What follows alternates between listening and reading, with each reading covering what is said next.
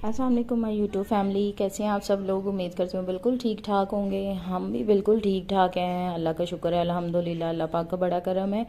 और आज है जी हमारा फर्स्ट रोज़ा और पहली सहरी की तैयारी हो रही है यहाँ पे। तो क्योंकि अचानक से ऐलान हुआ है, मैं तो सोई पड़ी थी क्योंकि बच्चों को ना नेक्स्ट डे 23 मार्च था। तो 23 मार्च की ना यहाँ पे पब्लिक हॉलीडे थी सारी ना पूरे पाकिस्तान में। तो बस बच्चे सारे जाग रहे थे, तो मेरी बस अचानक से आंख लगी थी। वैसे इतनी जल्दी मैं सोती नहीं हूँ, लेकिन बस अचानक से आंख लग गई थी, मैं सोई पड़ी थी। तो मेरे हस्बैंड ने आके उठाया मुझे 10:30 बजे, कहते हैं कि ना सुबह रोज़ा हो गया है, तो चलो उठ जाओ ना अब, और फिर ना देख लो क्या करना है क्या नहीं करना। क्योंकि हमें तो ये था कि फ्राइडे का हमारा रोज़ा होगा और थर्सडे की ना जुमेरात की सहरी होगी। लेकिन अभी हमारा जुमेरात का ही रोज़ा हो गया और बुध की सहरी हो गई हमारी ये जितने भी मतलब कि सऊदी अरेबिया यानी कि अब्रॉड कंट्रीज़ है ना, पाकिस्तान से बाहर बाहर जितने भी कंट्रीज़ हैं, सब में जो था ना वो रोज़ा पहला जुमेरात का ही था। तो हमारा भी जुमेरात का ही इन्होंने पहला रोज़ा कर दिया। तो चलें कोई बात नहीं, एक आधे दिन से क्या फ़र्क पड़ता है। तो बस ये होता है कि थोड़े से काम पेंडिंग होते हैं, करने वाले होते हैं। तो जैसे कि मतलब कि अभी हमारा चिकन लाने वाला था तो मैं अभी अपने हस्बैंड से डिस्कस ही कर रही थी कि मतलब हम 8-9 बजे तक वेट करते रहे हैं कि रोज़ा हो जाएगा रोज़ा हो जाएगा, लेकिन 9 बजे मतलब कि नहीं हुआ। फिर हम अपने अपने कामों में लग गए, मेरे हस्बैंड अपने काम में लग गए, मैं थोड़ी देर लेट गई थी जाके। बच्चों ने काफ़ी तंग वगैरह किया हुआ था ना, तो मैं सुबह की उठी हुई थी, तो मैं थक गई थी, फिर मैं थोड़ी देर लेट गई थी। तो अचानक से 10:30 बजे जब ऐलान हुआ ना, तो हमने कहा कि चलें अब कमर ही कस लें तो बस फिर नमाज वगैरह पढ़ी उसके बाद, और छोटे मोटे जो काम वगैरह किए। क्योंकि आपको पता है कि रमज़ानुल मुबारक में तो रूटीन इतनी ज़्यादा टफ़ हो जाती है, बिल्कुल भी टाइम नहीं मिलता ना इस तरह काम वगैरह करने का। तो बस ये होता है कि सहरी करनी होती है, इफ्तारी करनी होती है, और बीच बीच में से कोई छोटे मोटे काम हो तो वो बंदा कर ले। लेकिन जो बड़े काम करने वाले होते हैं ना, वो फिर रमज़ानुल मुबारक में ना नहीं हो सकते, वो फिर बंदा या तो पहले कर ले या फिर पेंडिंग रख ले, यही होता है। तो बस फिर जैसे मैंने आपको बताया कि चिकन वगैरह ख़त्म हुआ था, सिर्फ चिकन ही रह गया था लाने वाला, बाकी तो हर चीज़ कंप्लीट हो गई थी हमारी ना।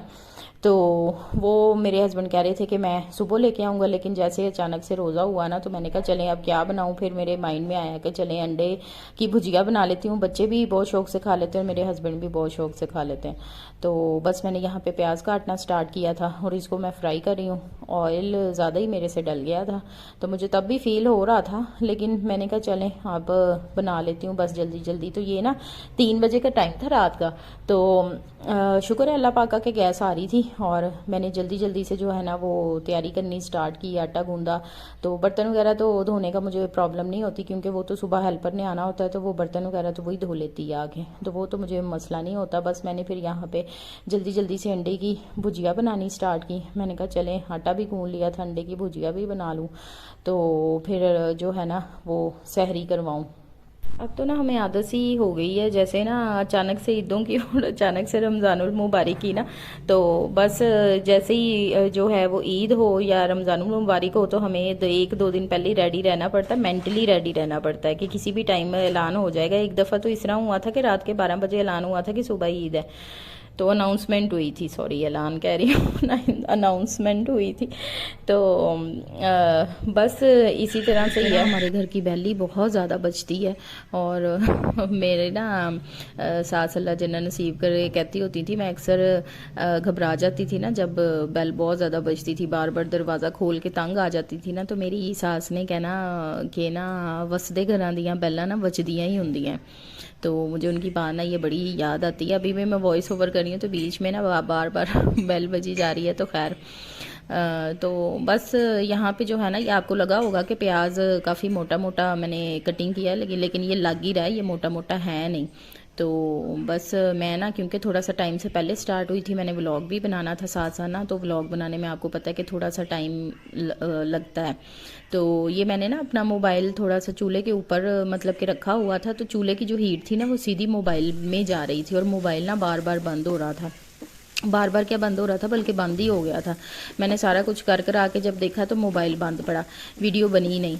तो मैंने कहा चलें कोई बात नहीं, जितनी बनती है उतनी मैं आप लोगों के साथ शेयर कर देती हूँ। तो बस फिर जो है ना ये हमारा सालन वगैरह रेडी हो गया था। मैंने कहा इसको मैं ना पॉट में निकाल लेती हूँ। तो ऑयल मैंने जो एक्स्ट्रा ऑयल था ना वो मैंने सारा साइड पे कर लिया था। तो इस पॉट का ना ये फ़ायदा होता है कि इसमें जितने भी मतलब कि एक्स्ट्रा ऑयल होता है ना वो साइड पे आ जाता है, जैसा कि आप लोग देख भी सकते हैं।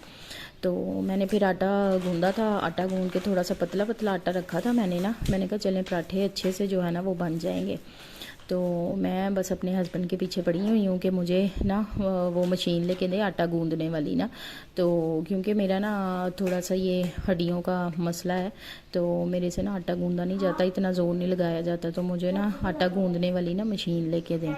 तो मैं ना बल्कि उनके साथ गई। तो ये ग्राइंडर वगैरह अपना ठीक करवाना था, चेंज करवाना था, मैं उनके साथ गई।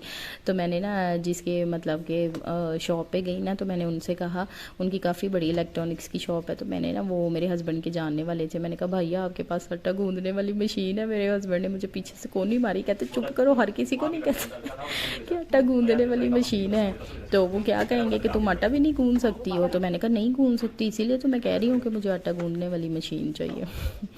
तो मुझे इतनी हंसी आई, मैंने कहा देखना ज़रा इसमें कौन सी ऐसी बात है कि मतलब कि इतने हर चीज़ की मतलब कि मशीनें हैं, डिश वॉशर है, हर घर में ही मतलब कि होता है, ये तो कोई इतना नहीं है। लेकिन खैर हमारा छोटा सिटी है ना, तो बस लोगों की सोच भी ज़रा कंजर्वेटिव होती है। तो खैर कोई मसला नहीं, मैंने कहा चलें ऐसे ही गुजारा करते हैं जब तक मशीन नहीं आती आटा गूंदने वाली। मैंने अपनी सिस्टर से भी कहा हुआ है, वो तो मुझे लेके आज ही भेज दे, जो यूएई में है ना। लेकिन वहाँ से आने जाने की बड़ी प्रॉब्लम है, लेके कौन आए। आजकल के तो लोग आप यकीन करें इतने सेल्फिश हो गए। तो कोई एक मतलब कि थोड़ी सी मेडिसिन भी भेजनी होती है तो वो भी लोग कहते हैं कि भाई हमारा जो है ना वो हमें कोई चीज़ किसी की ना लेके जानी पड़े। तो जब मेरी सिस्टर आती जाती है, वो आप यकीन करें, मेरे कज़न्स हैं, कितनी सारी हमारी फैमिली वहाँ पे है, तो लोगों की इतनी चीज़ें वो लाती है ले जाती है। मैं उसको बल्कि इतना गुस्से होती हूँ, मैं कहती हूँ तुम्हें क्या ज़रूरत है लोगों की इस तरह चीज़ें लाने ले जाने की, तो तुम्हारा तो कोई काम करता नहीं। तो बस इसी तरह से ही है। बस मैंने यहाँ पे जो है ना ये पेड़े बनाए थे। अच्छा मैं ना ये जो पराठे होते हैं ना, पराठों के अंदर ना देसी घी लगाती हूँ, और जो पराठे के ऊपर होता है ना वो मैं ऑयल लगाती हूँ। वैसे मेरे हस्बैंड जो है ना वो पराठा नहीं पसंद करते, वो सादा रोटी पसंद करते हैं। तो मैंने आज उनको पराठा बना दिया था। मैंने कहा कि चलें आज फर्स्ट सैरी है, और मैंने जो है वो कोई प्रॉपर तरीके से सालन भी नहीं बनाया सैरी के लिए, अंडे ही थे। तो मैंने कहा कि मैं आपको ना पराठा साथ ही बना देती हूँ। तो बल्कि जब उन्होंने खा खू लिया ना, तो वो मुझे कह रहे थे, सैरी कर ली, तो मुझे कह रहे थे कि ना मेरे लिए तुमने पराठा नहीं बनाना, वो सादा रोटी बनानी है। वो सादा रोटी ही खाते हैं, वो पराठा नहीं खाते। तो बस मैंने 5 पेड़े बनाए थे। नूर फातिमा कहती मैंने रोज़ा नहीं रखना, वो सो गई थी, उसे मैंने बड़ा ही उठाया, उसने खैर रोज़ा नहीं रखा। तो मैंने रोज़ा रखा था, मेरे हस्बैंड ने रखा था, और ज़ईम ने रखा था, मेरा बेटा है माशाल्लाह ना, हम तीनों ने रोज़ा रखा था। और ज़ैनब तो भी आप लोगों को पता है कि ज़ैनब तो भी काफ़ी छोटी है।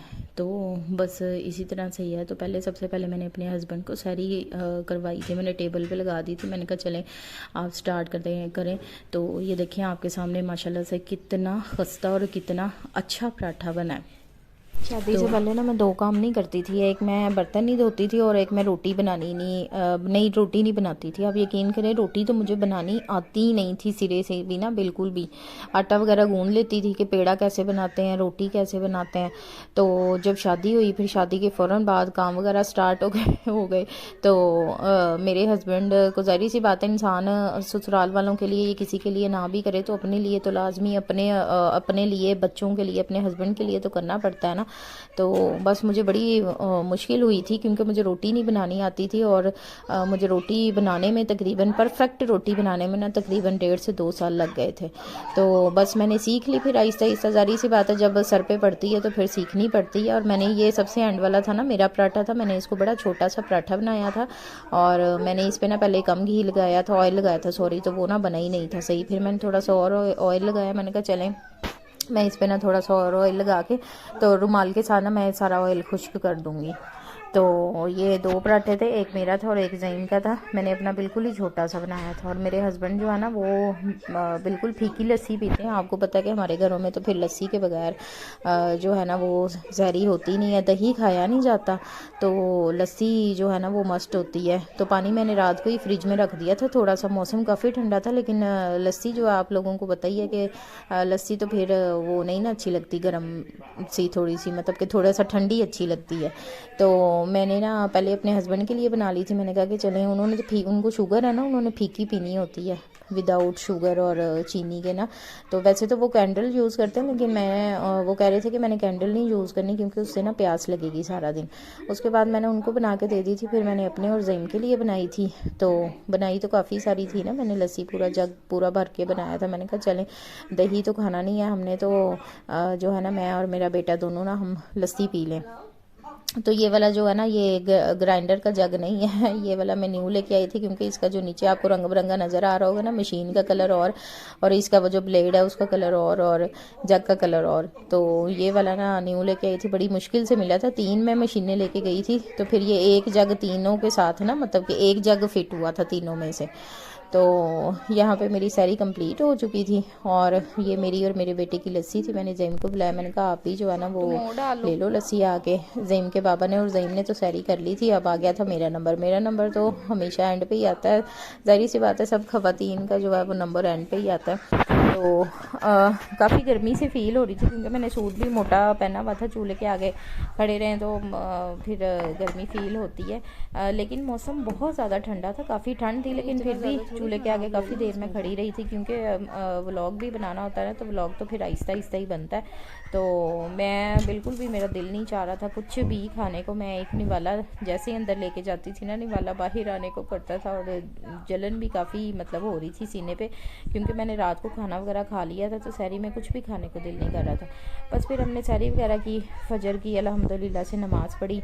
और यहाँ पे मेरा जो है वो व्लॉग एंड होता है। मैं इंशाल्लाह आपके साथ जो है ना वो इफ्तारी का व्लॉग भी शेयर करूँगी कि हमने अपनी फ़र्स्ट टाइम इफ्तारी जो है, मतलब फ़र्स्ट इफ्तारी कैसे की है। तो आई होप कि आप सबको मेरा व्लॉग बहुत अच्छा लगा होगा। तो मेरे व्लॉग जो है ना वो उन पे आप लोगों के बहुत अच्छे अच्छे से कमेंट्स आते हैं। काइंडली मेरे चैनल को सब्सक्राइब कर दीजिएगा, शेयर कर दीजिएगा, लाइक कर दीजिएगा, और कमेंट बॉक्स में बताया करें, आप लोग अपनी राय का इजहार ज़रूर किया करें।